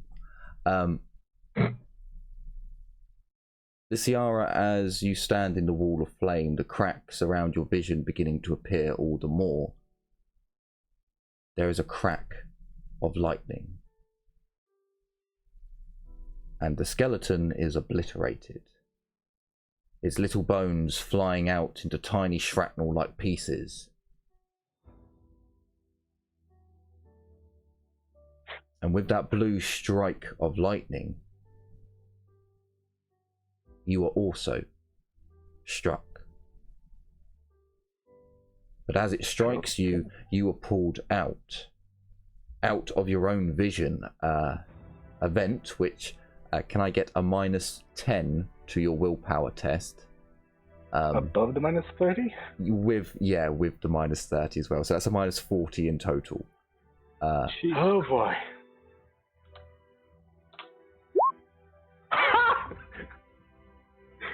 Thank you, Lady Luck. A sense of what is coming. As soon as the lightning bolt crack is heard, the small flicker in your eyes, you hop as it pulls you out. You absorb most, if not all, of the damage. As you are yanked out, you open your eyes with a gasp. Ragnar just opens his eyes to, what in the... I can't! Carla collapses. All of you inside all take 9 damage as there is an explosion. Inside? Yes. Oh, So this is the two mages and Ragnar. Carla is flung out of the building. She is thrown out of the building, dragged, falling across the ground in a heap, landing in a heap. Wow, I would have been fine. Her colour is drained from her. For those of you who don't go out of a window, basically roll me a 1d10. On a 1 or a 10, you are concussively blasted out through a window. the damage you take is actually from you hitting a wall within the building. It's not actually from the blast. It's more of a concussive wave that pushes you out. You don't need to roll. Because the one that would be inside would be myself and Ragnar. And Carla. Yeah, we dragged you out, Blackhand. So not Blackhand, Durham. Question: is the damage resisted by armor and toughness? No. By the way, no. So I take 9 damage, no resistance. Yeah. Sorry. You get toughness. Okay. You just don't get armor. Did I get toughness for the lightning strike? So I took no, 8 not for damage. yours. Not for Casper, I'm afraid. That just said it brings him to 0. I have a question. Do the minus 30 still apply to me while this is happening? Or do I get the full toughness that I would have? No, you Because take the the difference between you take the negative to your toughness. toughness resistance. Yeah, that I has took not 8 damage. gone yet. I'm currently at 3 wounds. Oh boy. It takes a few minutes for the dust to clear for those inside. Even though you may have hit the floor, well, the wall, then the floor, and looking around, you're in darkness just from the dust, more than anything else. For those of you outside, you see Carla go flying through a window and a dust ball go flying through every door and window, exiting the building. You probably all quickly turn and cover your faces to protect yourselves from the face full of dust that you would otherwise get.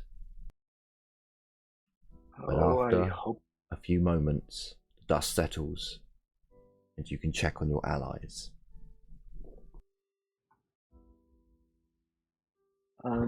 It is more difficult to find Lysiara because she has gone very, very grey.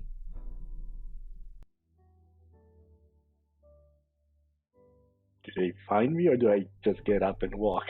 Also, can I get that minor chaos manifestation?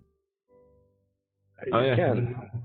I wish my thingy could actually reroll that, but since we can't, here we go. I want it to be a good one. I've only got one. Be a good one. Piss yourself. Come on. And frozen. Oh, god damn it. Thank you, Lady Luck. Fuck you. For 10 minutes, I'm giving the middle finger to everybody. Or whatever unnatural chaos it was. I hate you, Nuffle bastard. Are you alright, Elf? Where's the kid? The kid was flying out the window. Yeah, we saw her fly out the window. I'm gonna go look for the kid. You look for the elf. I'm just gonna be on one knee. I'm probably coughing blood at this point. I'm gray, not my beautiful natural red. I'm just gonna say, "Oh, you fucking mortals! Drag me the fuck out of here, would you? And take Ragnar too." I'd say right now you're pretty close to mortal, but yes. I'm just gonna give you a fucking death stare while I have blood dripping out of my mouth. Ragnar's up, like within the rubble. A dwarf gets up, and this rubble just gets pulled off of him. Like, hey, what the fuck was that about? Who the fuck sets off a bomb? Like, oh shit! Just fucking drag me out, would you? I'll help. I think they dented my armor. What was all that? Sarah is gonna run over and drag the elf out. Oh, fuck. Oh, I'm too old for this shit. Casper, as you run over to Carla, she is drained of colour. Her clothes and body are drenched in sweat. Her skin is hot to the touch, and she is breathing very shallowly and quickly. And she does not wake up. Oh shit.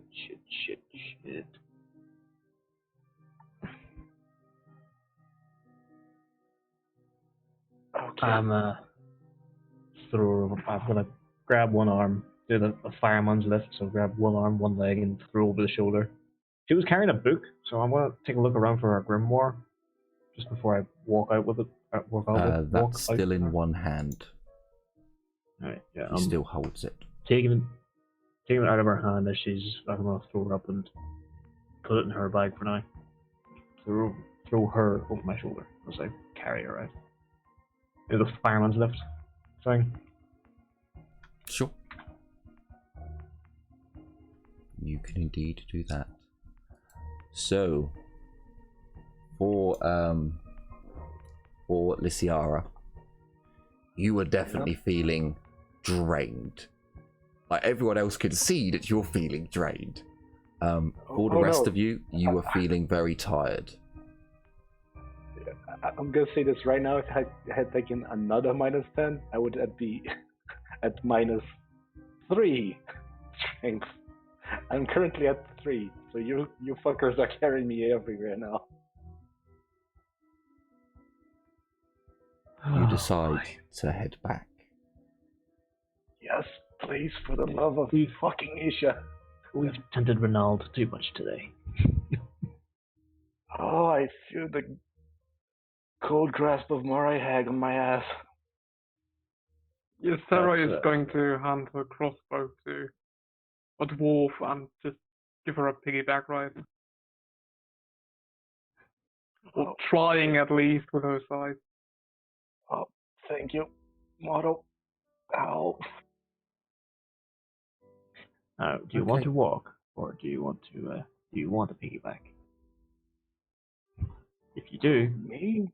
yeah, stop making those comments, or you might have to walk back. Sigrid, I just saved your fucking ass. Well, I'm carrying the kid, so mostly the kid saved your ass, so don't you even fucking joke about this shit. Ow.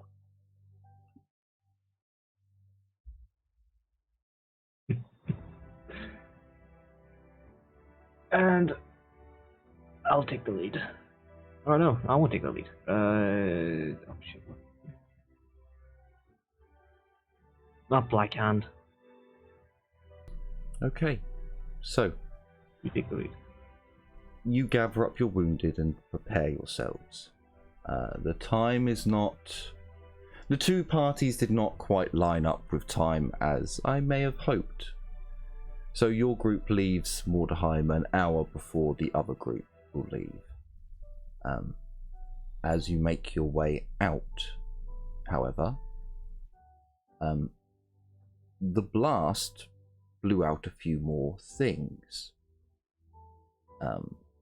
You would find a silver candelabra has been blown out, although it looks very, like the silver looks very grey and tarnished. So you're not sure if that will be worth anything. Right, yeah, no, I just kicked out the one side. But your group is the first group to make it back within 1 hour. Fortunately, there don't seem to be any horrors waiting for you through the streets of Mordheim as you make your way back, and thankfully the streets have not moved. They are at the exact same position as when you came through them before. Alright then. I guess we got lucky. I look like a corpse on Sarah's shoulder, probably. I'm just looking at Cedric. Yeah, if you can call that lucky. We're not dead, and we didn't have to spend the night there. So yes, we're lucky. Ooh, why don't I feel lucky?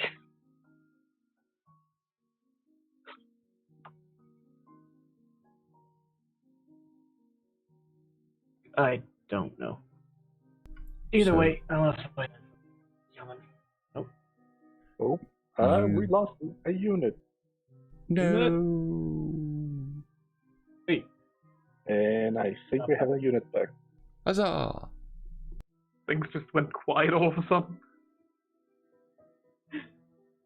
Okay, so your group makes it back first. As you get back, the guards, the mercenaries, open up the door for you. Yeah, you all walked it, didn't you? Opens up the door for you, and you are met by a number of the servants. Bill and Ted were kind of wandering around other places, searching. Do you know what? I will give them a search roll and see if they found anything. Because I don't want to have loads of character sheets I need to deal with. We'll give Bill and Ted one search as they hear the explosion, come running and assist with carrying the wounded out.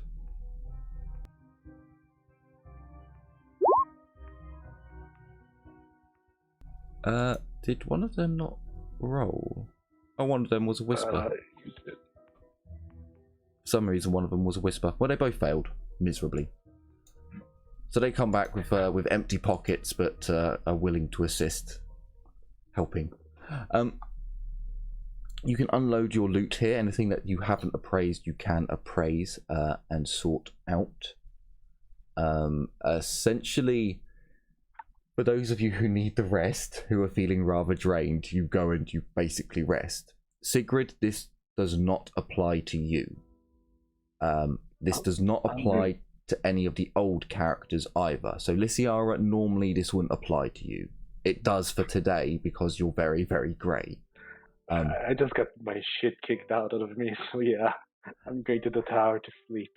As the next group comes back an hour later, all your characters who have, this is the first time they've gone into Mordheim, you feel absolutely drained. And you spend the next 2 days recovering. That's just as it is, like that's like the effect of Mordheim on the body. It will take you some time to grow accustomed to it. This effect also does not affect Casper. I should also... Getty, both your characters are immune to this effect. Sigrid would have had this happen to him long ago, so he knows of it. He knows of it's like city sickness or the damned sickness, or there's a rumored illness around Mordheim, and that's the effect of it. Everyone gets it. So you will spend 2 days at the very least recovering, and it will be up to you guys if you want to spend more time recovering before you go in. You are all informed that the rock has been cleared, or the rock has been taken, essentially. So with that information, Hagrin tells you that if we've taken the rock, then we can move on to other places. And he brings forth, or he shows you on the map, where his family's forge is.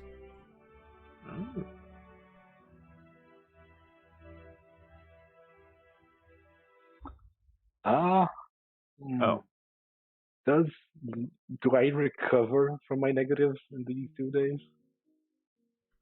Shh, Jim. Shh. We'll get there. Okay. That's the forge. So he shows you on your map where his family's forge is, and Lysiara, when you are told this, you're like, that's very close to where we need to go. So the idea is put forth that the next time you go into Mordheim, the dwarves will be coming with you.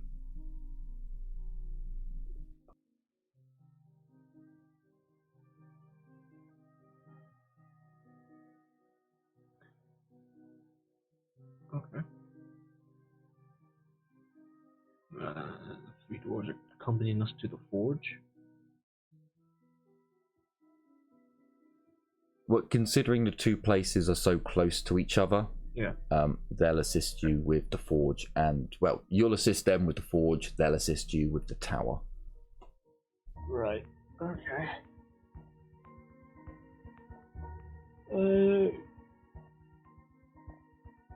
Well, Casper's gonna ask, like, what is it about this tower we need to get to? Cedric will also be confused, but he's probably more fine on that everyone else.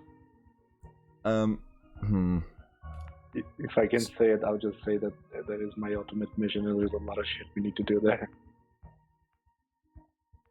Technically, that's all the elves' missions, so...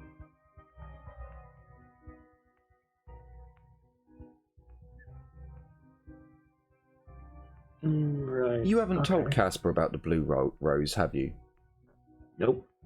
The Ciara? I don't think anybody has ever mentioned to the Ciara about the blue rose. I don't think it would have come up, unless if it did come up, I'd say that, yeah, I need to find that too. You know that blue roses are there.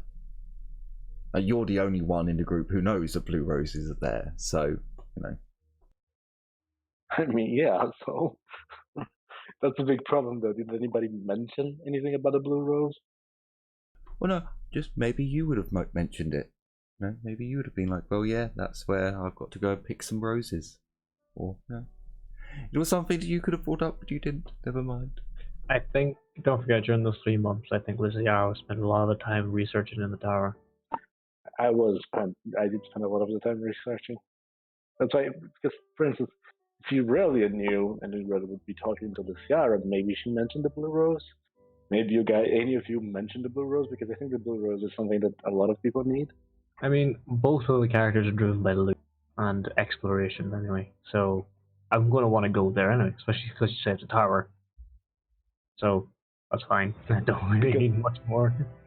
Because I, Luciano, know there's blue roses there, but I don't technically need the blue roses. I do, actually, because of a mission of the Torias. Torias wants me to get the blue rose too, so... Yes, he does. And ignore the statue of Count, whatever it is. It's a tower. Alright, it's a fucking tower. I told you now. It's a node map. Of course it's gonna be wrong. That's a tower, that's not a statue. The statue is the illusion. How dare you? How dare you? Yeah. Okay then. So yeah, you're told that like they're the two places that, well, that's where the dwarfs want to go to forge, which basically means there's a large number of individuals who are like, yep, no, well, we signed on to help you out, Hagrid, so we'll go there. And it just so happens that it's close by to the tower that also needs to be viewed. Yep. I really need that help. However, Humperdinck does bring up that wouldn't it be easier now just to sail down the boat to Middlebridge? Like, surely now that we have, now that we have the rock, the gem of Mordheim, surely we could sail our little boat down and, you know, save a few hours and battles and so on and so forth. The dwarfs aren't happy.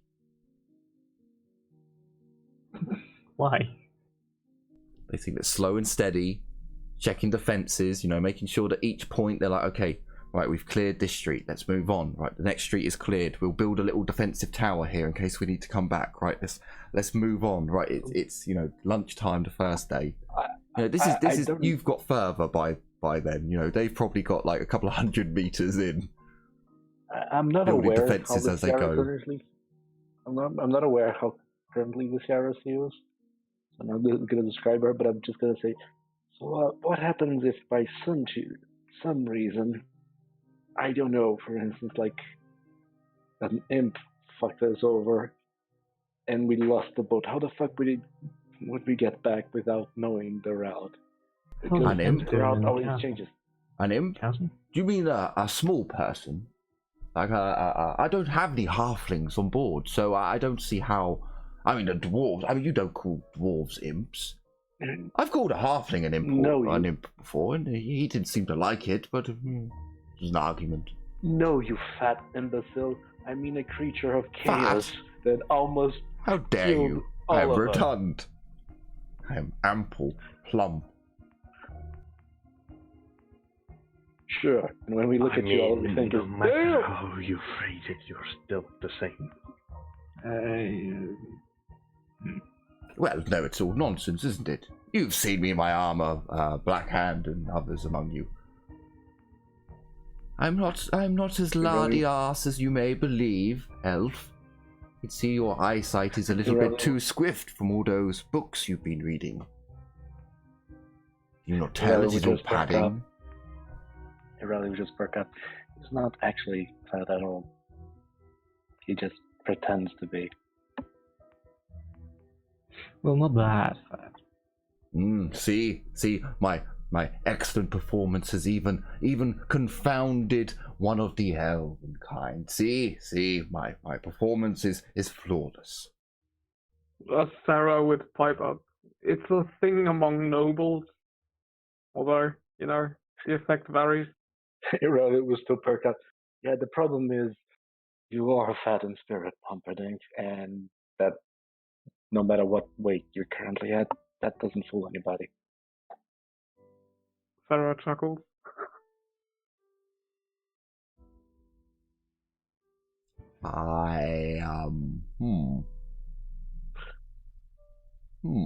He ponders this for a while, as if is this a compliment or is this an insult? The shadow perk up again. Like Sigrid can probably tell you, the roses over there in Mordheim change. And What, sorry? But do the rivers roads does the river is Mordheim so powerful that it can change the course of the river? Now that I doubt. don't- Well, alright, this'll be Cedric. Cedric will come forward. Well, do you really want to risk losing your big boat going down it, or do you want to use a smaller one first, Maybe just a small rowboat to check things out. And after that, maybe the big boat after that. Just, sure, a big nobleman like yourself doesn't want to lose the, what you have here. Do I have a rowboat? I don't know if I have a rowboat. I think the last person who had a rowboat left my service. Another thing that you should consider is who can we pilot that boat without your crew? Because I'm positive they're probably gonna lose their shit when they see shit in Mordheim. Well, I am actually a captain of my own boat. I can sail it. Of course I can. Who says I can't? I don't just stand there to look majestic. I also steer and do the wheel thingy. Irali's going to raise an eyebrow. Look at Humperdinck. This is not the time to be pompous, Humperdinck. Life and death. I'll have you know I am a qualified engineer. I could sail my boat. Can you guarantee that you can sail your boat on your own without people actually doing the things for you? What do you mean I need to make dock myself? Oh no, I'm not going to be throwing ropes around and jumping from one. If you lot can do that, then sure, I can sail it. Yeah, no. Like, someone has to do the menial work. I can't be expected to do that. I might get blisters. Or calluses, heaven forbid. Blackhand just puts his head at a 45-degree angle. At least he didn't say 90 degrees. I can do that. Can you do that without your bum leaving the seat? No, Say what? Can you do that without your bum leaving the seat? Yes.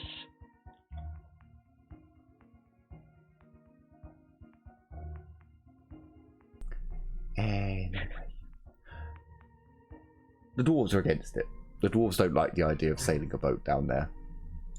I mean, Humperdinck is really all has for it if it gets him to loot quicker. Aurelia has no real opinion of it. She's a little bit against it. The Sierra is definitely against it.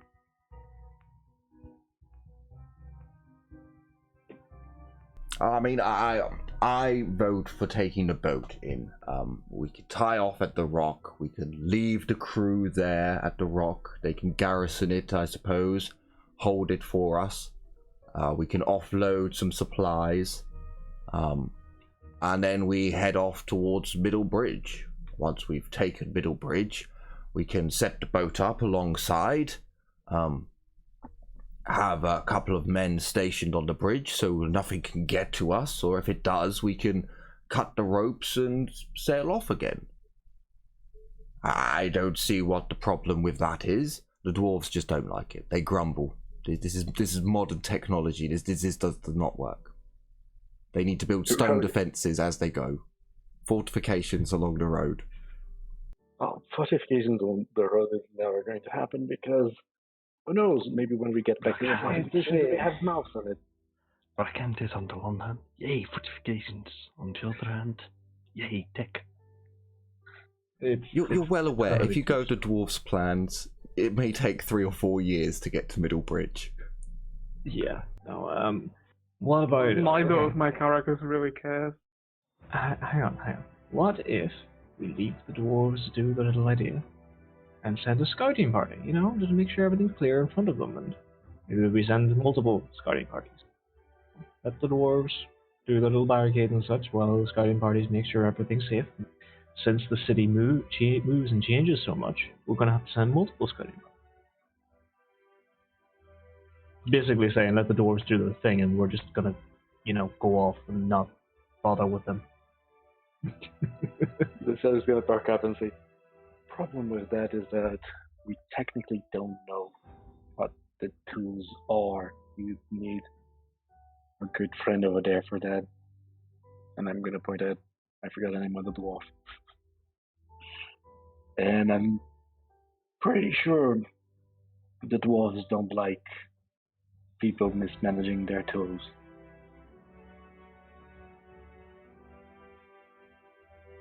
As much as I hate to say this, but perhaps, yes, maybe we should sail down the boat down to Middle Bridge.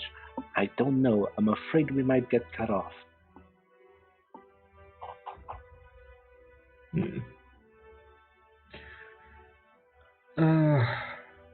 Question of the ages, I suppose. What if I make another suggestion, and another idea sent from the heavens to little old me? We sail the ship down to Middle Bridge. If the dwarves like, they can fortify the boat until we get there. Something for them to do. Something to make them feel at home, perhaps. And then once we get to Middle Bridge, we let the dwarves fortify that. Well, there's only a left, an up, and there's only 2 directions, isn't there? Unless they want to cross the outside of the bridge or cross the river itself, then we should be perfectly safe there. And then we have 2 fortified bases, don't we? He points at the dwarf, he gestures to the dwarves. We have the rock, and then we'll fortify Middle Bridge as well, and that will give us enough time to make it a grand exit if we need to aboard the ship. That's the point. Technically, we didn't fortify all the way to the rock, so this is just another route down to the Middle Bridge. Now, I will add, there is one kink in my plan, which I have remembered now, is that the water, it flows out of Mordheim, so I will need my crew to row. Right.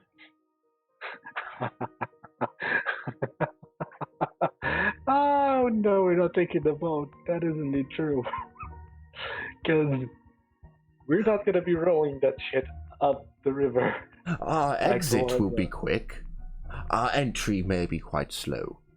Faster than going on land, I will add. We can. He gestures. He gestures with his arms to say something very long. They have poles, so they can go upriver. So he has his men stand along the sides of the ships with very long poles, and they dig the poles into the ground like a centipede's legs, and you can push a ship upriver very slowly. It is doable.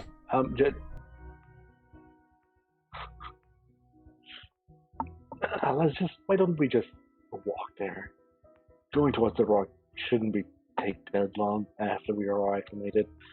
And from there, the middle bridge shouldn't take that long either. And then we can work from there. The boat, especially since we're going to have to row at some point, yeah, that's not going to help. Especially because there are magical threats.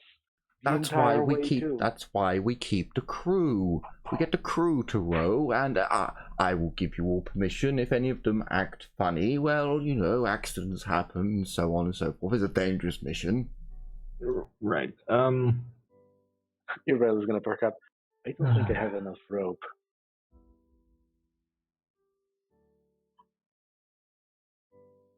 It can be done. It can be done. I tell you, as an engineer, I know it can.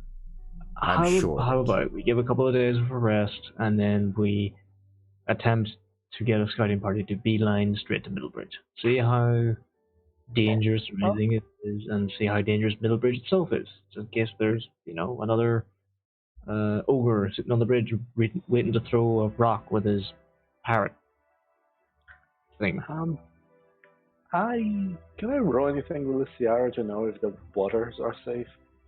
Too, or if there are creatures lurking in the waters? I don't know if I can roll this. Maybe Sigrid can roll this, but... So you would know that people drink the water that runs through Mordheim? Like, it's a river.